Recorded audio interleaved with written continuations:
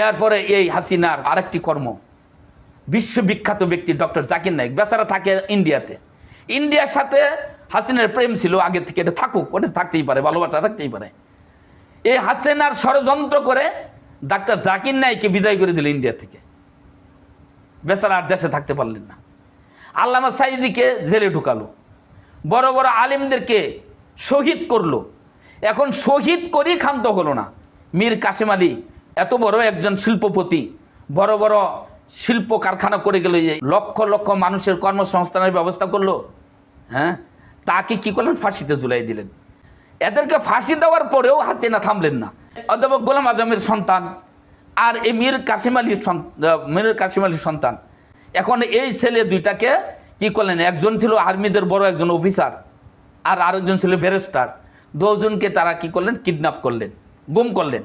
গুম করে নিয়ে এই 8 থেকে 10 বছর পর্যন্ত আয়না ঘর নামক একটা একেবারে বিভৎস জায়গা, যেই জায়গাতে পৃথিবীর সাথে ওই জায়গার কোনো সংযোগ নাই, কোনো সম্পর্ক নাই, কোনো যোগাযোগ নাই, বিচ্ছিন্ন যোগাযোগ, বিচ্ছিন্ন পৃথিবী থেকে বিচ্ছিন্ন জায়গা, এরকম একটা জায়গা তারা তৈরি করছে, সেল তৈরি করছে, নাম হলো আয়নাঘর। সেখানে তাদেরকে নিয়ে রাখা হলো। মানে অর্ধ পাগল হয়ে তারা ফিরে আসছে এই হাসিনার পতনের পর।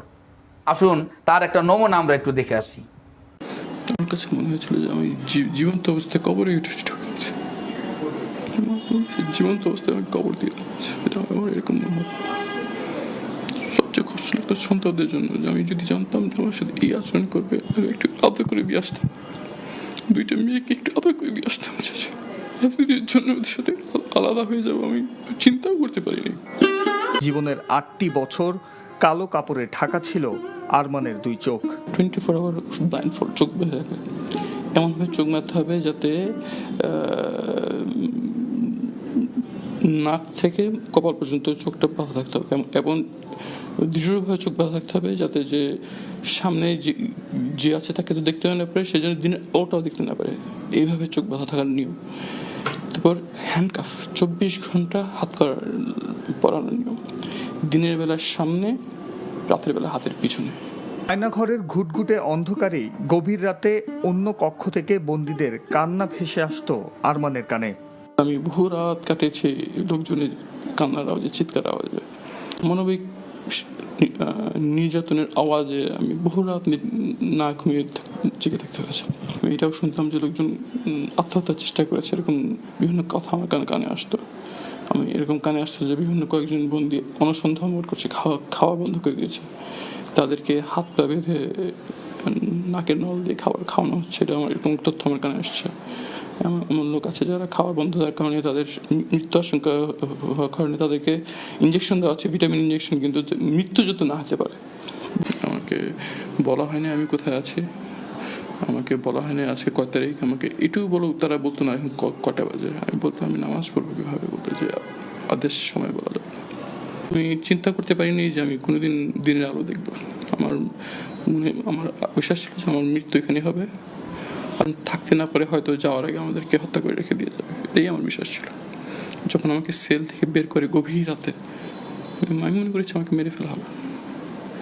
পরে যখন আমাকে খোলা প্রান্তরের চোখ বাঁধা অবস্থায় নামানো হয়, আমি মনে করছি যে আমি এখনই গুলির আওয়াজ শুনবো, তারপর আমি আর থাকবো না। কিন্তু কিছু দেখলাম যে গাড়ির আওয়াজ, জোরে গাড়ি চলে গেল। 1 ঘন্টা পর আমি একটু আস্তে আস্তে করে চোখটা খোলার চেষ্টা করলাম, দেখলাম যে অন্ধকার একটা মাঠের মাঝখানে দাঁড়িয়ে আছে, খুব একটা আলো দেখা যাচ্ছে। তারপরে 1.5-2 ঘন্টা হাঁটার পরে আমি ওখানে যেয়ে পৌঁছাই, এবং ওখানে লোকজন আমাকে জানা যায় এটা দিয়াবাড়ি। ঢাকায় ডিজিএফআই সদর দপ্তরের ঠিক পেছনে অদ্ভুত এক স্থাপনা। র্যাপিড অ্যাকশন ব্যাটালিয়নের ওপর মার্কিন নিষেধাজ্ঞা আরোপের কয়েকদিন আগেই এই স্থাপনাটি ত্রিপোলের ছাউনি দিয়ে ঢেকে ফেলা হয়।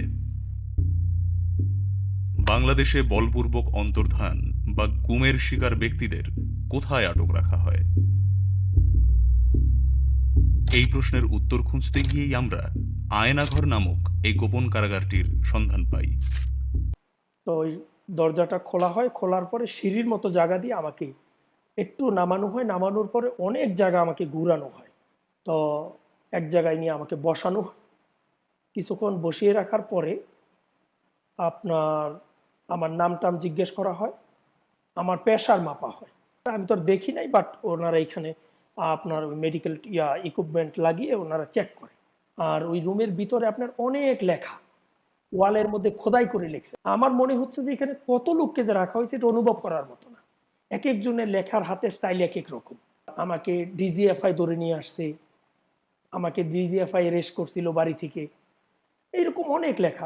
আর অনেকে আবার নাম্বার লিখে রাখছে যে যদি সম্ভব হয় আমার পরিবারকে কেউ বললেন যে আমাকে যেন খোঁজ করে, আমাকে সরকার এখানে এইভাবে বন্দি করে রাখছে। সেলিমের ইন্টারভিউ থেকে নেওয়া সূত্রগুলো ধরে আমরা র্যাব, পুলিশ এবং ডিজিএফআই এর বেশ কয়েকজন অফিসারের সাথে কথা বলি। তাদের মধ্যে কয়েকজন আমাদের বর্ণনা শুনে এই স্থাপনাটি চিনতে পারেন এবং তারা আমাদেরকে বলেন এই গোপন কারাগারটির নাম হলো আয়নাঘর। এই কারাগারটিতে প্রায় 30টির মতো সেল আছে এবং বেশ কয়েকটি সাউন্ডপ্রুফ ইন্টারোগেশন রুম আছে যেখানে বন্দীদের নির্যাতন করা হয়। আমি আপনাকে 2 দিন 3 দিন এটা বলতে পারবো না, যেহেতু সূর্যের আলো বাতাস কোনোটাই আমি ফিল করতে পারি নাই। কখন সময় যাচ্ছে, কি হচ্ছে, মানে ওইটা আসলে আপনার অনুমান করা যায় না। তারপরেও খাবারের যে সময়টা, এটা অনেক সময় দেখা যাইতো যে খুব ক্ষুধা লাগছে, খাবার দিচ্ছে না, আবার দেখা যাচ্ছে কিছুক্ষণ আগে খাইলাম আবার খাবার দিল, মানে এমন একটাই অবস্থা। আর ফ্যান বন্ধ করলে আপনাকে আরেকটা জিনিস বলি, অনেক লোকের কান্নার শব্দ আসে, কিন্তু এটা ফ্যান ছাড়া থাকা অবস্থায় বোঝা যায় না। ফ্যানটা বন্ধ করলে কান্নার শব্দ শুনতে পাই। আর যখন টয়লেটে নিয়ে যায় তখনও ওনাদের কান্নার শব্দ শোনা যায় না। কারণ হলো ওই সময় আপনার ফ্যান বাইরে আপনার রুম থেকে যখন আমাদেরকে বের করতো চোখ বেঁধে, ওইখানে শব্দটা আরো বিকট হইতো। আর রুমে আপনার কোনো জানালা নাই, একটাই দরজা, আপনার একটা গ্রিলের দরজা আর একটা কাঠের দরজা, আর উপরে একটা মাত্র লাইট ছিল।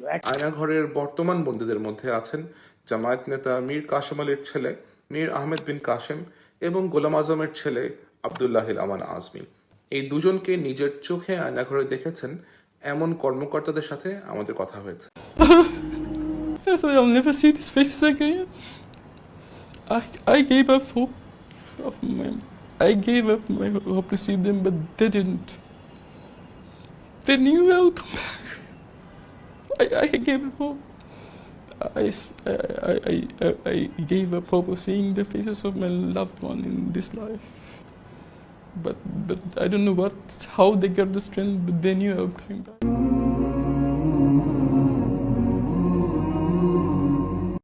আয়না ঘর থেকে বের হচ্ছেন গুম ও নিখোঁজরা। তাদের পরিবারের সদস্যরা ভিড় করেছেন রাজধানীর কচুক্ষেত এলাকায়। আপনি এখানে কেন এসেছেন? আমার ভাইয়ের জন্য আমরা আসছি। আমার ভাই 2019 সালে নিখোঁজ হয়েছে, বাড়ি থেকে সাদা পোশাক। এই জায়গাতে কেন? এই জায়গাতে আমাদের বিশ্বাস আমার ভাই আয়না ঘরে আছে। কেন এই বিশ্বাসটা আসলে? এই বিশ্বাসটা অনেকে যেহেতু শুনছি ছুটে গেছে এখান থেকে বের হয়েছে, ওই বিশ্বাস নিয়ে আমরা আসছি। তাদের স্বজনরা আসলে এসে যখন এখানে কান্না করতো, আমি নিজেকে ধরে রাখতে পারিনি। আমি অনেকের স্বজনকেই তাদের স্বজনের গুম হয়ে যাওয়া স্বজনের পরিণতির কথা জানিয়ে দিতাম। বিশেষ করে যাদেরকে মেরে ফেলা হতো, খুন করা হতো, তাদেরকে আমি খারাপ সংবাদটা দিতাম না। আপনারা যারা বিএনপি নেতা ইলিয়াস আলীর অপেক্ষায় আছেন, তাদের জন্য দুঃখজনক সংবাদ। তাকে অনেক আগেই হত্যা করা হয়েছে।